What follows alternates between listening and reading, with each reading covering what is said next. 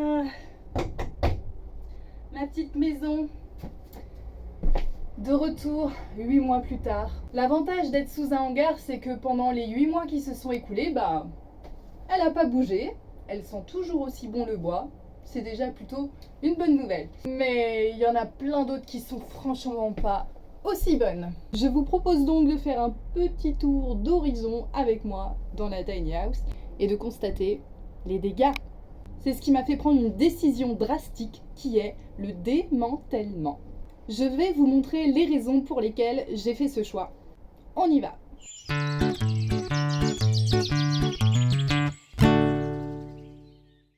Allez, les premières erreurs, on les voit directement. On est donc sur des clous en acier qui ont été posés à la place de clous en inox. Sur ce pignon uniquement, heureusement. Voilà, avec un petit zoom, les clous en acier. Ça va finir par se déchausser. Franchement, c'est honteux. Oh mais je m'étais pas rendu compte, m'a dit la personne. Quand bien même ceux qui ont été fixés avec de l'inox sont des fois doublés, des fois trop enfoncés, pas alignés. Franchement, moi qui suis perfectionniste, je trouve ça très moche. Ce genre de truc qui va pas. On a concrètement cette lame de bardage qui ne rencontre aucun litho à ce niveau-là, et donc elle est ballante. Des cornières en alu, déformées, avec des fixations qui sont même pas alignées. C'est très très moche. En plus, c'est rayé comme pas possible, c'est super fragile. Alors je sais pas trop ce que ça va donner de filmer en dessous. Là, nous avons notre châssis. En face, le bardage. Et là, on voit au fond, c'est du tuyau de pompier. Le truc qui a une couleur de caca moche, là, c'est du mastic qui permettait de coller ce fameux tuyau de pompier qui avait été découpé. Je ne sais pas si vous vous souvenez, je vous mets le lien en vidéo.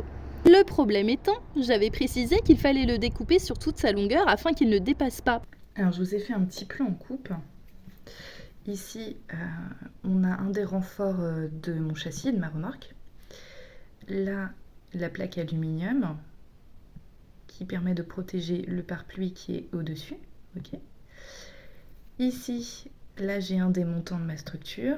Là, il y a ce qui est normalement la lame d'air. Donc j'ai pas mis les lithos sur lesquels sont fixés le bardage, sinon je les aurais eu en coupe sur ce dessin. Il faut imaginer qu'ils sont par là. Voilà. Ça, c'est un litho. Et donc l'idée de mettre ici du tuyau de pompier fixé avec du mastic sur le renfort de mon châssis en acier galvanisé permettait d'éviter tout phénomène d'électrolyse avec les plaques aluminium qui ne sont pas faites dans le même métal.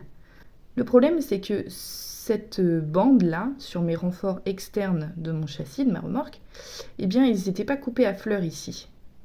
Et ce que j'ai dessiné en bleu, c'est les petits bouts qui dépassent. Et donc, comme ça n'a pas été coupé, eh bien, concrètement, ça bouche la lame d'air. Alors, je pourrais me faufiler en dessous et venir essayer de découper ça. Et quand bien même j'y arriverais, la lame d'air est bouchée en haut, de toute façon. Là, on ne le verra pas.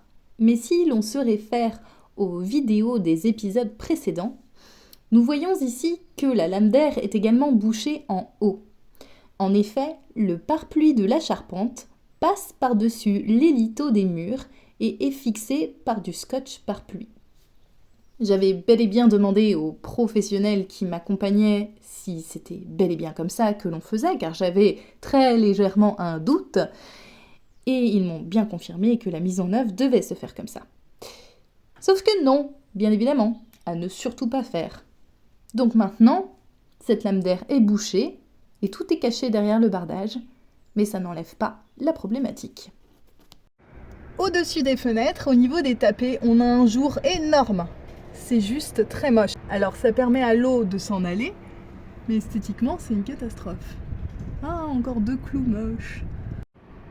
Le bois qui a été choisi par le constructeur de Tiny pour refaire la pose de mes fenêtres et donc de mettre ici des tapés, c'est du peuplier. Je suis très sceptique sur le choix du peuplier. Imaginez donc enlever tous ces clous un à un. C'est impossible. Concrètement les amis, mon bardage qui m'a coûté à peu près 1000 € avant que le prix des matériaux n'augmente, je crois qu'il va falloir que je lui dise au revoir si je fais un démantèlement complet de la tiny house. Ensuite, nous voilà de retour à l'intérieur. J'ai plusieurs déchirures du pare-pluie de ce type.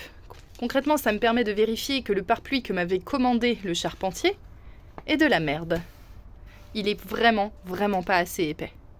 Le contreventement avec du feuillard métallique était vraiment une bonne idée, mais c'est une mise en œuvre quand même particulière. Et là, concrètement, à plusieurs endroits, je me retrouve avec ce problème-là. Là, quand j'appuie, la lame d'air n'existe plus derrière, puisque mon feuillard métallique appuie concrètement contre mon bardage derrière. Et puis, quand bien même, mon contreventement est plus terrible. Oh, mon parquet, mon beau parquet, cintré, qui a fait des trous. Bon, je vous montre qu'une partie, mais c'est le cas à bien d'autres endroits. En plus, il a été abîmé, sali pendant le chantier, alors que j'avais quand même demandé de mettre des cartons partout. Ils en ont eu rien à foutre. J'ai des trous et des rayures partout sur mon parquet. Aussi, la tiny house est totalement solidarisée au châssis. On a beau avoir mis des brides de fixation qui sont censées se défaire, celles-ci concrètement ne le font pas. Et de toute façon, je l'avais demandé, mais dans la structure, rien n'a été prévu pour pouvoir soulever la tiny house du châssis afin potentiellement de la passer en fixe. Et c'est quelque chose qui était important pour moi. Et enfin, nous avons la toiture, qui est pleine de poussière. Alors, c'est une toile en EPDM qui manifestement n'a pas été collée avec la colle faite pour l'EPDM.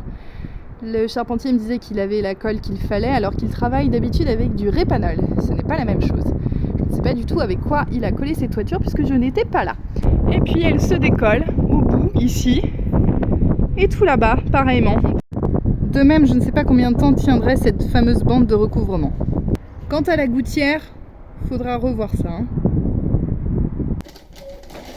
Ah, badaboum. Ah, il y a de la poussière. Bon, toi, métisse, oh la douceur incarnée que tu es, coton recyclé. Oui, le métis est un excellent isolant thermique et phonique, et puis avec un très bon rapport qualité-poids. Cependant, même s'il est utilisé dans beaucoup de tiny house, il a quand même un pourcentage de tassement qui est assez élevé. Et je pense que je vais me poser la question de quel isolant choisir qui n'aura pas ces petites problématiques. On pourra à ce moment-là se poser la question de qu'est-ce qui est écologique, qu'est-ce qui ne l'est pas au final. Tu sais, quand tu vis dans une maison où il y a beaucoup de polyuréthane, par exemple, une maison de plastique, mais dans laquelle il fait 20 degrés juste en chauffant un café et en allumant une bougie, et que dans ta tiny house super méga écologique, il fait 12 degrés si t'as pas fait un petit feu de bois. À moyen terme, peut-être pas à long terme, parce qu'une tiny house, je sais pas si elle peut faire 200 ans, mais à moyen terme, qu'est-ce qui est le plus écologique des deux? La question se pose. Bref, j'ai pas encore fait de choix, mais on en reparlera. Je vous avais dit que je vous raconterais plus en détail comment ce rêve est devenu un cauchemar. Le chantier a commencé un peu avant le premier confinement et jusque-là tout se passait bien. Je construisais tranquillement les murs avec l'aide des copains, c'était franchement une belle expérience et une très bonne ambiance. Puis j'ai appris une bonne nouvelle, que j'étais prise en formation à la rentrée de septembre, c'est-à-dire 3 mois plus tard. Petit problème, la formation était à plus de 130 km du lieu du chantier. Donc j'ai décidé d'accélérer un petit peu le chantier pour que la tiny house soit au moins hors d'eau, hors d'air, afin qu'elle me suive vers mon lieu de formation. J'ai donc contacté le charpentier avec lequel j'ai travaillé au début de ce projet, notamment pour faire les plans d'ossature bois, et celui-ci me dit qu'il est en vacances sur la période où j'ai besoin de lui. C'est pourquoi il décide de sous-traiter 2 personnes. Je précise des professionnels. Pour reprendre les mots du charpentier, 2 personnes compétentes. Je les ai donc contactés et ils sont venus passer 5 jours avec moi. Et c'est là que tout est parti en cacahuète. Je pense que beaucoup de choses se seraient passées différemment si j'avais appris à prononcer un mot. Le non, ou encore stop. Pourquoi j'ai pas réussi à le dire? Je pense que quand tu es dans 2 postures en même temps, c'est-à-dire débutant et chef de chantier, c'est quand même 2 postures qui s'imbriquent pas très bien. C'est pas évident. Ainsi, je me suis retrouvée en mode spectatrice de toutes les conneries qu'ils ont pu faire sous mes yeux. Et les quelques fois où je me risquais à leur dire vous savez, j'ai regardé pas mal de tutos quand même sur comment faire une tiny house, ou j'ai lu beaucoup de bouquins sur la menuiserie, la charpente, etc. Et bizarrement, j'aurais pas fait comme ça. Alors ils m'ont un peu écouté, puis ils m'ont dit hey, c'est nous les pros, fais-nous confiance, ok? À l'intérieur de moi, ça faisait un mélange de oh putain là, hey, c'est moi la chef, c'est mon chantier, donc tu fermes ta gueule et tu m'écoutes, ok? Et de ok, d'accord, je me tais, j'existe plus, je suis pas là. Bref, vous l'aurez compris, à la fin je disais plus rien en fait, tout simplement. Imaginez comment j'ai pu m'en vouloir les mois qui ont suivi. Un niveau de colère envers moi-même, genre comme ça, encore plus haut. Ah, puis il y a un moment, tu digères, t'essayes de digérer le truc. Mais c'est pas tout. On m'a demandé plusieurs fois, mais t'as pas pu te faire rembourser? Ah non, je me suis fait couillonner, mais genre bien quoi. On revient sur le charpentier. Il rentre de vacances, il vient voir ma tiny house, il regarde, il observe, et là, qu'est-ce qu'il voit? Exactement les mêmes conneries que celles que j'ai vues. Oui. Et il se retourne et il me dit tu les as payés? Bah oui, ils m'ont communiqué le prix que tu leur avais annoncé en sous-traitance, alors je les ai payés ce prix-là. Bah, qu'est-ce que tu veux que je te dise? Tu les as payés, t'es pas passé par mon entreprise. Tu te débrouilles. What? Et là, s'en est suivi 3 semaines d'horreur. J'avais pas pu faire les virements en entier aux professionnels d'un coup. Il y en a donc une partie qui n'avait pas été payée et je me suis fait harceler pour payer la partie en question. Et là, j'ai fait... Je vais vous épargner la période de déprime, enfin plutôt de dépression qui s'en est suivie. L'énorme limbago que je me suis tapé où le médecin est venu à la maison pour me faire une piqûre de morphine, je vous jure, puisque j'arrivais plus à bouger. Bref, le corps il a légèrement traduit ma frustration, ma colère et ma tristesse, je crois. Et donc à l'issue de rencontre, elle a trouvé une place en hivernage quelques mois plus tard, après s'être pris la tempête Alex, qui, à ce moment-là, m'a montré à quel point les fenêtres, la porte, tout prenait l'eau. Cette personne qui a pu héberger en urgence ma tiny house était en lien avec des constructeurs de tiny. En urgence à nouveau, ma tiny house fut amenée chez ces constructeurs qui se sont employés à enlever les fenêtres, réajuster la zone de pause, chose que je n'ai pas pu voir puisque nous étions en 2e confinement, afin de toutes les reposer et qu'elles ne prennent plus l'eau. Confiante, j'ai mis en vente la tiny house et c'est alors qu'une cliente fort intéressée m'a demandé si on pouvait faire un test avec un jet d'eau. Certes, quand on met un jet d'eau, surtout par le bas, ça représente pas vraiment de la pluie et de l'eau rentre facilement. Oui, c'est vrai, mais ce ne sont pas que des simples petites gouttes. C'était un véritable ruissellement. Et là, concrètement, on voyait bien que l'étanchéité, de nouveau, n'était pas bonne. J'ai décrété à ce moment-là que l'univers s'acharnait sur moi. Je ne sais pas quel message il veut me faire passer avec toutes ces emmerdes, mais il est clair que le message n'est pas sympathique. Et donc, après avoir pleuré un bon coup, en mode grosse déception, j'ai appelé la 2e entreprise qui a essayé de réparer la pose des fenêtres, et c'est là qu'elle m'a rappelé qu'il y avait apparemment 30% de chances que ça ne fonctionne pas. Franchement, c'est tellement loin cette discussion, je m'en souviens pas. À la limite, maintenant où on en est, je dirais, peu importe. Les pansements, là, ça ne servira absolument à rien. Je préfère tout défaire et enfin refaire une tiny house digne de ce nom sur ce châssis. Un petit bijou. Ce sera un petit bijou. Mais d'ici là, il y a du pain sur la planche.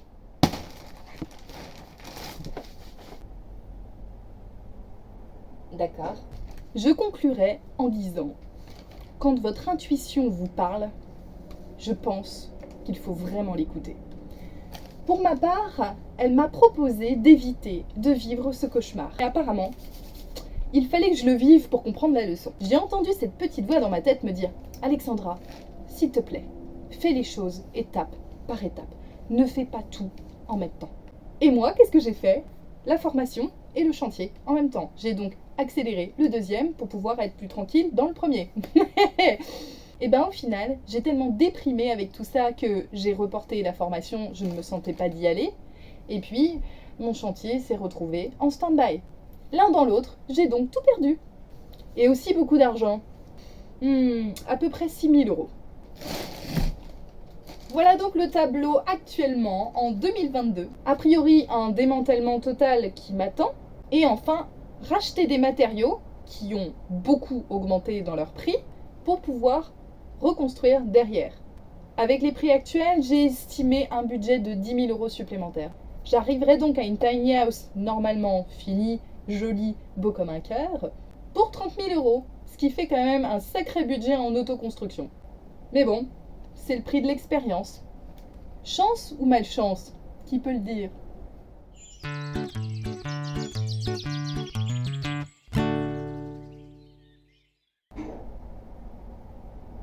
C'est difficile de tourner dans les conditions comme ça. C'est bon, t'as fini ton bazar.